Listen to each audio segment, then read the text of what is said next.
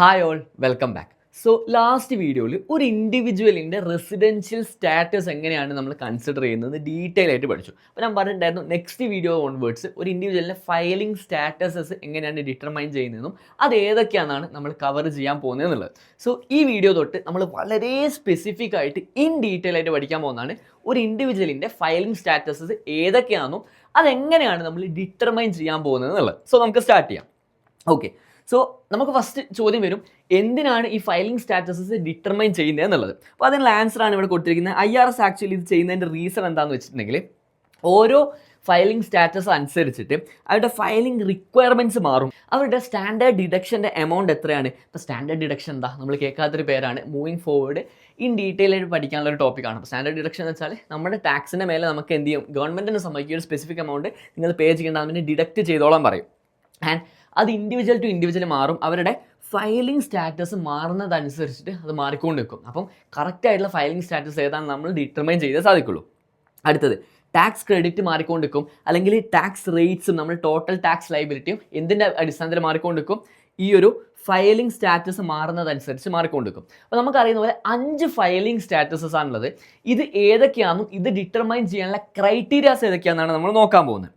So ഞാൻ തൊട്ട് മുൻപ് പറഞ്ഞ പോലെ തന്നെ ഇത് ഡിറ്റർമൈൻ ചെയ്യാന്നുള്ളത് ഹൈലി ഇമ്പോർട്ടൻ്റ് ആണ്. അപ്പോൾ അത് തന്നെയാണ് ഇവിടെ റിപ്പീറ്റ് ചെയ്യുന്നത്. എന്തുകൊണ്ടാണ്, സിംപ്ലി പറഞ്ഞാൽ same income can result in different taxes amount depending on the filing status. For example പറയുകയാണെങ്കിൽ ഒരു ഇൻഡിവിജ്വൽ നിങ്ങൾ കൺസിഡർ ചെയ്യുക, ഒരു ഇൻഡിവിജ്വൽ ഒരു സ്പെസിഫിക് ടാക്സ് ഫയലിംഗ് സ്റ്റാറ്റസ് ഉള്ള ആളാണ്, എ എന്ന് പറയുന്ന ആളാണെന്ന് കൂട്ടിക്കോ. അതേപോലെ ബി എന്ന് പറയുന്ന ഒരാളുണ്ട്, അസ്യൂം ചെയ്യുക ബി. ഇവർക്ക് രണ്ടാൾക്കും കിട്ടുന്ന എമൗണ്ട് സെയിം ആണ്, $1,00,000 തന്നെയാണ് അസ്യൂം ചെയ്യുക. $1,00,000 തന്നെയാണ് രണ്ടാൾക്കും കിട്ടുന്നത് അസ്യൂം ചെയ്യുക. പക്ഷേ ഇവരുടെ ഫയലിംഗ് സ്റ്റാറ്റസസ് മാറുന്നതനുസരിച്ച്, ഇതാണ് ഫയലിംഗ് സ്റ്റാറ്റസ്, ഇത് മാറുന്നതനുസരിച്ച് ഈ സ്പെസിഫിക് പേഴ്സൺ പേ ചെയ്യുന്ന ടാക്സും ഈ സ്പെസിഫിക് പേഴ്സൺ പേ ചെയ്യുന്ന ടാക്സും ചേഞ്ച് ചെയ്യാനുള്ള ചാൻസ് ഉണ്ട്. അത് എന്തിൻ്റെ അടിസ്ഥാനത്തിലാണ് ഡിറ്റർമൈൻ ചെയ്യപ്പെടുന്നത്, ഇവരുടെ ഫയലിംഗ് സ്റ്റാറ്റസസിൻ്റെ അടിസ്ഥാനത്തിലാണ്. ആൻഡ് ഞാൻ മുൻപ് പറഞ്ഞ പോലെ തന്നെ 5 ഫയലിംഗ് സ്റ്റാറ്റസസ് ആണ് നമുക്ക് US ടാക്സേഷൻ അവൈലബിൾ ആയിട്ടുള്ളത്. ഇത് ഓരോന്നും ഇൻ ഡീറ്റെയിൽ ആയിട്ട് പഠിക്കാനുള്ളതാണ് നമ്മളെ next purpose.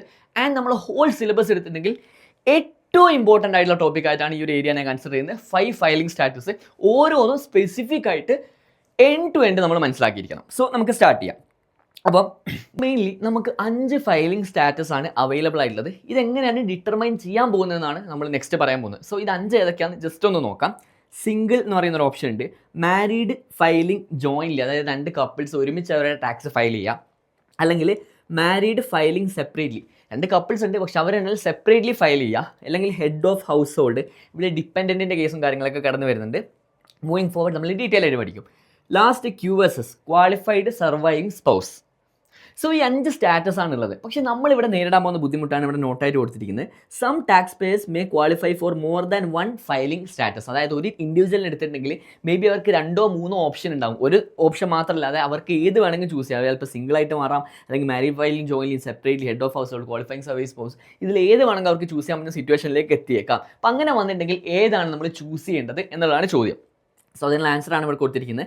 In such cases they usually choose the status that result in lowest tax liability. At the end of the day ഇതിൻ്റെയൊക്കെ പർപ്പസ് എന്താ, നമ്മൾ ഗവൺമെൻറ്റിലേക്ക് ടാക്സ് പേ ചെയ്യണം. ആൻഡ് നമ്മളെ സംബന്ധിച്ചിടത്തോളം, ഇൻഡിവിജ്വലിനെ സംബന്ധിച്ചിടത്തോളം ഈ ഗവൺമെൻറ്റിലേക്ക് കൊടുക്കുന്ന ടാക്സ് എന്ന് പറയുന്നത് ഒരു ചിലവാണ്, എക്സ്പെൻസ് ആണ് അല്ലേ. സോ ഇത് ഏറ്റവും മിനിമലായിട്ട്, അതായത് നമ്മൾ ഏറ്റവും കുറവ് ടാക്സ് പേ ചെയ്യാനാണല്ലോ ശ്രമിക്കുക. അപ്പോൾ ഇത് ഏത് ഫയലിംഗ് സ്റ്റാറ്റസ് ആണ് ഓഫർ ചെയ്യുന്നത്, ആ ഫയലിംഗ് സ്റ്റാറ്റസ് ആയിരിക്കും നമ്മൾ എന്ത് ചെയ്യുന്നത്, ആസ് എൻ ഇൻഡിവിജ്വൽ ചൂസ് ചെയ്യാൻ ശ്രമിക്കുന്നത്. സോ അതാണ് നിങ്ങൾ മനസ്സിലാക്കേണ്ടത്. 5 ഫയലിംഗ് സ്റ്റാറ്റസ് ഉണ്ട്. ഇതിൽ ഏതാണോ ഏറ്റവും ബെസ്റ്റ് ഓഫർ നമുക്ക് തരുന്നത്, അല്ലെങ്കിൽ ഏറ്റവും ലീസ്റ്റ് ടാക്സ് പേ ചെയ്യാൻ നമ്മളെ ഹെൽപ്പ് ചെയ്യുന്നത്, അതായിരിക്കും മോസ്റ്റ് ഓഫ് ദ ടൈം നമ്മൾ ചൂസ് ചെയ്യുന്നുണ്ടാവുക. ആൻഡ് നമ്മൾ പറഞ്ഞു ഈ 5 ഓപ്ഷൻസ് ഉണ്ട് എന്നുള്ളത്. ഈ 5 ഓപ്ഷൻസ് എങ്ങനെയാണ് നമ്മൾ ഡിറ്റർമൈൻ ചെയ്യുന്നതെന്നാണ് നെക്സ്റ്റ് പറയാൻ പോകുന്നത്. സോ ഇത് കൺസിഡർ ചെയ്യാൻ വേണ്ടിയിട്ട് 2 കാര്യങ്ങളാണ് നമ്മൾ നോക്കേണ്ടത്. ഒന്ന്, ഒരാളുടെ മാരിറ്റൽ സ്റ്റാറ്റസ്. ഓക്കെ, അയാളുടെ മാരിറ്റൽ സ്റ്റാറ്റസ്. 2, അയാളെ ബേസ് ചെയ്തിട്ട് എന്തെങ്കിലും ഡിപ്പെൻഡൻറ്റോ കാര്യങ്ങളോ ഉണ്ടോ എന്നുള്ളത്.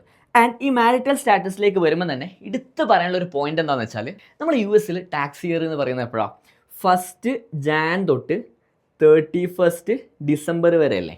സോ ഇതിൻ്റെ ഇടയിൽ ഒരു ഇൻഡിവിജ്വൽ മാരീഡ് ആയിട്ടുണ്ടെങ്കിൽ എന്തായിട്ട് നമ്മൾ കൺസിഡർ ചെയ്യുന്നത്, അയാൾ മാരീഡ് ആണോ അല്ലെങ്കിൽ അൺമാരീഡ് ആണോ, അവിടെ കോംപ്ലിക്കേഷൻസും കാര്യങ്ങളൊക്കെ ഉള്ളത് കൊണ്ട് തന്നെ IRS പറഞ്ഞത് എന്താണെന്ന് വെച്ചിട്ടുണ്ടെങ്കിൽ 31 ഡിസംബറിന് അവരുടെ സ്റ്റാറ്റസ് എന്താണെന്ന് നിങ്ങൾ നോക്കുക. ആൻഡ് അതായിരിക്കും ത്രൂ ഔട്ട് എൻറ്റയർ ഇയറിലേക്ക് അവരുടെ സ്റ്റാറ്റസ് ആയിട്ട് നമ്മൾ കൺസിഡർ ചെയ്യാൻ പോകുന്നത് എന്നുള്ളത്. നിങ്ങൾക്ക് ക്ലിയർ ആയിട്ടില്ല എന്ന് എനിക്കറിയാം.